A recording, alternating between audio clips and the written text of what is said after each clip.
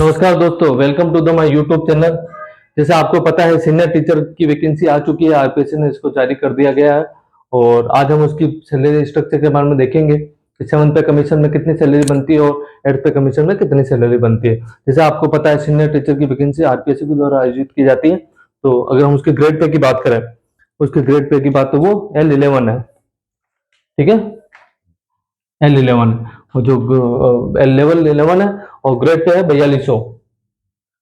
ठीक है, ये आरपीएससी द्वारा डायरेक्ट रिक्रूटेड की जाती है। अगर हम प्रोविजन की बात करें तो 7 पे कमीशन में फिलहाल प्रोविजन में जो सैलरी है वो 26,500 है। और बेसिक की बात करें, जब प्रोविजन कंप्लीट हो जाता है, जो बेसिक 2 साल के बाद हो जाती है, वो 37,800 हो जाती है। और अब करंट में जो डीए है वो 55,000 है, 55% है, तो उसके हिसाब से 20,790 रुपए डीए हो जाता है और एचआरए हो जाता है 7560 रुपए।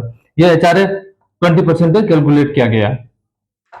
ठीक है, ग्रोथ सैलरी की बात करें तो 67,150 रुपए हो जाती है। और जो डिडक्शन होता है, स्टैंडर्ड डिडक्शन, वो जीपीएफ, जैसे आपको पता है आरपीएससी ने जो राजस्थान में ओल्ड पेंशन स्कीम को वापस लागू कर दिया, तो जीपीएफ में जो कटौती होती है वो 2100 रुपए मिनिमम है। और जो आरटीजीएस की कटौती होती है 658 रुपए। उसको जो कटौती होने के बाद जो नेट सैलरी बचती है वो 63,392। ठीक है, अगर हम एड पे कमीशन की बात करें, एड पे कमीशन आपको पता है कि सेंट्रल गवर्नमेंट ने मतलब घोषणा कर दी है मार्च 2025 में, और जो इम्प्लीमेंट होगा वो 1 जनवरी 2026 से लागू होगा। जो मॉनेटरी बेनिफिट होगा वो जुलाई 2026 से लागू होगा। अगर हम बात करें फिटमेंट फैक्टर की, आपको पता है कि फिटमेंट फैक्टर फॉलो किया जाएगा जो डायरेक्ट बेसिक पे से मल्टीप्लाई होगा। अगर हम फिटमेंट फैक्टर की बात करें तो मोस्ट प्रोबेबली 1.92 मान के चल रहा है। 1 इससे कम भी हो सकता है और ज्यादा भी हो सकता है, लेकिन अगर 1.92 मान के चले तो स्टैंडर्ड 1.92 मान के चले तो जो बेसिक हो जाएगी वो 72,574। ठीक है, और जो डीए हो जाएगा वो वापस जीरो हो जाएगा, वापस जीरो से स्टार्ट होगा। और अगर एचआरए की बात करें तो एचआरए भी अभी जैसे इस पे 20% है, तो एचआरए जो जयपुर वगैरह दूसरी जो 5 मेजर सिटीज में 16% हो जाएगा। तो 16% के हिसाब से जो एचआरए हो जाएगा वो, ठीक है, जो एचआरए है वो 16% पे अपन ने कैलकुलेट किया है। तो ग्रोथ सैलरी की बात करें तो ग्रोथ सैलरी 188 रुपए।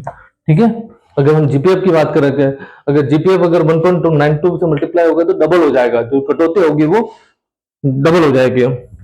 तो 4200 रुपए जीपीएफ, और जो आरजीएचएस है वो 658 रुपए अभी करता है, तो आरजीएचएस कटौती हो जाएगी वो 1316 रुपए। अगर हम बात करें नेट सैलरी की, तो डिडक्शन के बाद जो नेट सैलरी बचेगी वो 78,672। ठीक है, और अगर हम सैलरी हाइक की बात करें, कितने परसेंटेज सैलरी हाइक होगी, तो मोटा मोटी 18,000 रुपए और 30 रुपए सैलरी इंक्रीज हो गया। परसेंटेज में देखें तो परसेंटेज में 27% इंक्रीज हो गया।